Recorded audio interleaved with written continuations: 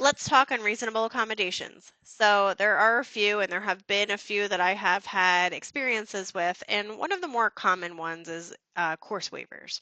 So there are some people who may come and say, "Hey, I can't do a math class. I never took a math class in high school. I never was able to. They waived it. I got to take art. I got to take music. I was able to take a different English. But I'm just not doing math. It just doesn't work for me and my disability."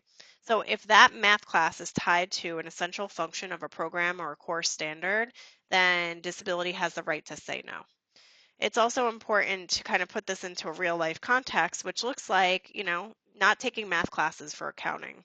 We would not be able to give an accounting degree to somebody who is not able or is not going to take a math class. We can't substitute that reasonably with English classes, humanities, or social sciences in order to say that somebody is proficient in accounting. The same thing goes for nursing. If a person didn't do well with science or they had some type of disability that prevented them from doing science labs or things like that, we would be able to look at, again, the essential functions of the program, what that person is expected to learn and their outcomes, and evaluate whether or not the science is an essential function. And it is. Um, Another thing I would say in unreasonable accommodations is that I have had people contact the office as parents and supports.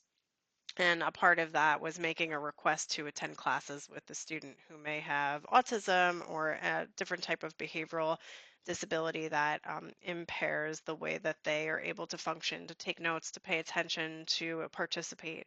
So that is another unreasonable request. Um, there's another unreasonable request that I actually have a real life story about, and that is the college is paying for transportation. So I had a particular student contact me often and ask, like, I can't get there. I don't have a bus route, and if I do get to the bus route, it's like 30-minute walk, and it would take me 2 hours to get there. Will you pay for me to take an Uber to and from school? That is not going to be an approved accommodation for someone.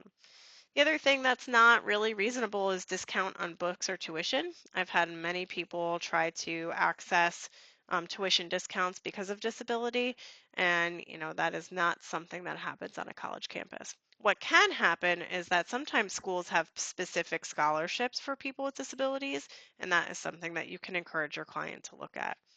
Um, the other one that was typical that people would ask for is for the school to pay for learning disability testing. And, again, we don't provide the testing at that point and we don't need to. And if we did that for every single student that contacted the office, it would be an undue burden to the institution to pay for all of those evaluations. So, that would be definitely a no. Um, I would say too, when we look at unreasonable requests, disability services it's so important to know that typically you will find across the board, typically, that disability services can never just say no. We always need to entertain a request that comes with documentation. So if a student or client came with the most outlandish request and everyone was like, well, they're not going to get that, and why even bother? They could still make that request and they still can provide the documentation to support it. And disability services should still go through the interactive process. And that's just best practice. Even if the request is something that, off the board might be, a little out there, still is something to, be determined with documentation from the office.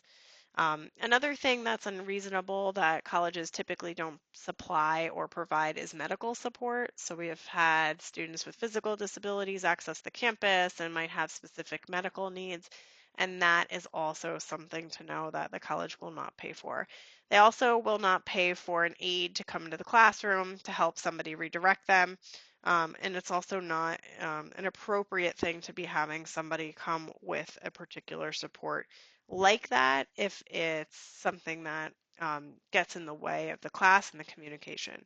There are other accommodations that can help somebody keep on track, and that's something that disability services can work through with that student and strategize.